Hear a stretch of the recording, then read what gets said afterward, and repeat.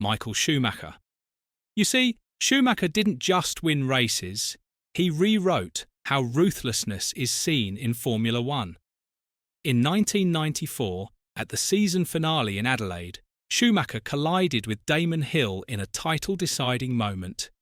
He had just brushed the wall the lap before, and when Hill dove inside to overtake, Schumacher turned in. Contact, both out, and he was champion. Many called it deliberate, but the FIA didn't penalise him. 3 years later, the stakes were even higher. In 1997, at Jerez, Schumacher was neck and neck with Jacques Villeneuve for the title. As Villeneuve pulled alongside, Schumacher veered into him again, but this time it backfired.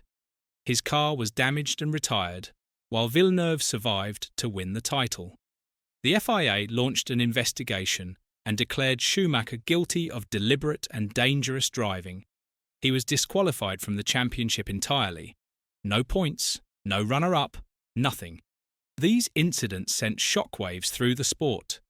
The FIA realised that the existing rules didn't clearly define unsportsmanlike behaviour during wheel-to-wheel battles, so they made it official. The sporting code was updated to crack down on dangerous blocking, collisions, and moves made solely to take out a rival. Steward investigations also became more robust, with real consequences for intent-based fouls. His legacy is filled with brilliance, 7 world titles, unmatched dominance, but it also left a permanent mark on the rulebook. Lewis Hamilton. In 2016, during the final race of the season in Abu Dhabi, Lewis Hamilton did something that forced the FIA to rethink what sportsmanship looked like under pressure. He was leading the Grand Prix, but his championship rival Nico Rosberg was running second, exactly where Hamilton didn't want him. To keep Rosberg vulnerable to attacks from drivers behind, Lewis slowed the entire race pace to a crawl. Not once, not twice, lap after lap. He disobeyed team orders and deliberately backed Rosberg into traffic. While what he did wasn't technically illegal, it walked the line between brilliant strategy and manipulation. The FIA didn't penalise him, but officials immediately recognised the flaw. Drivers were allowed to slow the pack under safety car or race conditions with no real enforcement of pace consistency. That exposed a loophole. The minimum delta time rule was soon reinforced. Under virtual safety car or during specific race segments, like pit entry or formation laps, drivers would now be required to follow a set reference time. If they dropped too far below it, penalties followed. In addition, the FIA began applying more detailed telemetry reviews for drivers who appeared to strategically slow rivals during critical moments. Ayrton Senna. Now, Senna pushed the limits of speed and the limits of legality. His raw talent was undeniable, but so was his willingness to do whatever it took to win. At the 1989 Japanese Grand Prix, Senna and Alain Prost collided at the chicane. Senna got going again, won the race, and kept his title hopes alive, until the FIA disqualified him for rejoining the track unsafely. That alone wasn't new. What followed was, a year later, in 1990 at the same venue, Senna took pole, only to have it moved to the dirty side of the grid. Furious, he warned the FIA he wouldn't back off at turn 1 if Prost tried to squeeze him. Sure enough, at the race start, Senna barreled into Prost, taking them both out. The crash sealed Senna's championship. It also forced the FIA to reckon with something it had largely avoided: drivers weaponising opening laps with no regard for safety. As a result, the FIA revised its stance on aggressive race starts and reinforced rules around track re-entry, driving standards, and stewarding independence.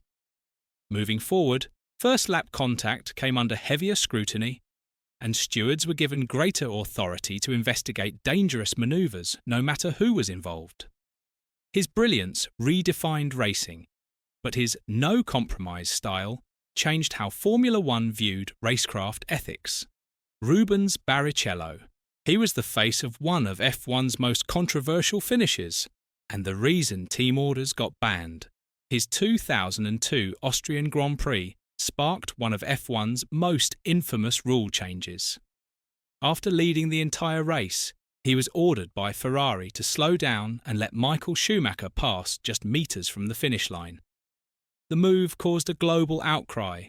Fans booed on the podium, commentators slammed the tactic, and even Schumacher looked uncomfortable with the win.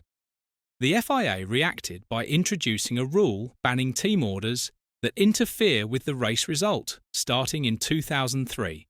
Ferrari was fined $1 million, and both drivers received formal reprimands. The rule aimed to stop teams from deciding outcomes in such blatant fashion. In reality, the ban didn't stop team orders. It just forced teams to use coded messages. But it was a clear message from the FIA. Races had to be earned on track, not handed over behind the scenes. Sebastian Vettel. In the early 2010s, Sebastian Vettel wasn't just winning, he was controlling every inch of the race, including the restarts. Driving for Red Bull during their dominant era, he became infamous for his unpredictable safety car tactics. He would slow down the pack, back everyone up, then launch with little warning, catching rivals off guard and creating gaps just before the green flag. It caused chaos behind him. Drivers complained about brake temperatures, tyre pressures, and even near collisions. The FIA had a problem. The leader had too much freedom to dictate the restart rhythm. And Vettel, with his methodical manipulation of race pace under the safety car, exposed that loophole perfectly. The response came in 2018 when the FIA tightened restart regulations. They introduced stricter safety car procedures, the restart line rule, which limited how early a driver could accelerate once the safety car lights went out. Additionally, drivers were warned against erratic changes in speed, especially leading into high-speed corners before the restart. He didn't break the rules. He read them better than most and worked the system. But after races like Baku 2017, where his frustrations during a safety car led to a controversial collision with Lewis Hamilton, the spotlight on his behaviour only intensified. The FIA recognised the risk and moved to prevent leaders from using restart unpredictability as a weapon. Max Verstappen. Interestingly, Verstappen didn't wait to become a champion before shaking up the rulebook. From his early days, he developed a reputation for defending with zero compromise. In 2016, during the Japanese Grand Prix, he moved under braking to block Lewis Hamilton at high speed. The move was legal, but just barely. Hamilton called it dangerous. Other drivers agreed. The FIA took notice. That moment triggered a change. By the next race, the FIA issued a clarification. Moving under braking would now be considered unsportsmanlike. If a driver made a defensive move after committing to the brakes, they risked a penalty. Verstappen didn't get punished that day, but the rule was now official, and it had his fingerprints all over it. And he wasn't done. Fast forward to 2021. Max and Hamilton went wheel to wheel across the season, especially in Brazil, Saudi Arabia, and Abu Dhabi. His aggressive positioning, forcing rivals off track, pushing track limits, and squeezing space in braking zones, led the FIA to rework racing etiquette guidelines. In 2022, they rolled out new overtaking definitions, clearly stating when a driver must leave space, who has the right to the corner, and how defensive manoeuvres would be judged. Nelson Piquet Jr. Nelson didn't change Formula One through speed or strategy, but through a crash that shook the sport to its core. During the 2008 Singapore Grand Prix, he crashed on lap 14, bringing out the safety car. The timing couldn't have been better for his Renault teammate Fernando Alonso, who had just pitted moments before. With the field bunched up, Alonso surged to the front and took the win. At first, it looked like luck, but the following year, after being dropped by Renault, Piquet revealed that the crash wasn't an accident, it was planned. Team bosses Flavio Briatore and Pat Simons had allegedly ordered him to deliberately hit the wall to trigger the safety car. The scandal became known as Crashgate. The FIA launched a full investigation. Briatore was handed an indefinite ban, later overturned, Simons was suspended, and Renault received a suspended disqualification. The incident led to a major shift in how the FIA regulates team conduct and race manipulation. From that point on, any actions deliberately designed to interfere with the outcome of a race, especially through crashes or safety car abuse, became grounds for severe punishment. Team radio and strategy instructions were monitored more closely. The FIA also expanded its use of telemetry and data analysis during investigations. Kevin Magnussen. Now, Magnussen didn't just defend hard, he triggered a rules rethink. In 2024, during races like Saudi Arabia and Miami, Magnussen racked up penalties for aggressively blocking rivals, running off track, and slowing the pack to help his teammate. It worked, for a while. But the FIA stewards weren't amused. He skirted a race ban after collecting nearly enough penalty points, and that's when things escalated. According to reports, stewards formally proposed a new rule: harsher penalties for repeat offenders who use Magnussen-style blocking. While the rule wasn't official by the end of 2024, the message was clear: exploit the grey area too long, and the rulebook will catch up. Teams were put on notice, and Haas had to rethink how they played defence. His tactics may not have changed the regulations yet, but they forced the sport to consider tightening them. Lewis Hamilton. Again. In 2022, Lewis Hamilton reignited a debate that had been sitting quietly in the FIA rulebook for years. Drivers wearing jewellery during races.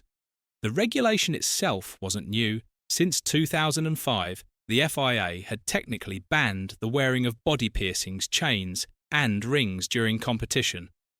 But enforcement was lax.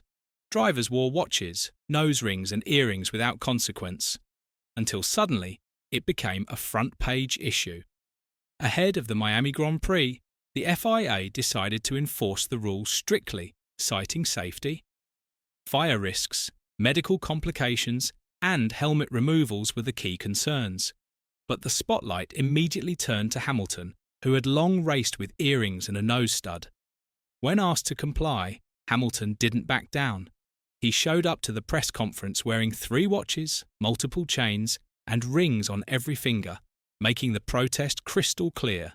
The standoff escalated. Hamilton was given 2 races to remove his permanent nose piercing or face penalties. Mercedes sought medical exemptions.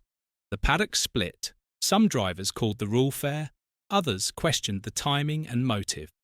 The FIA eventually granted a temporary exemption for Hamilton, but made clear they'd start punishing non-compliance after that. The result?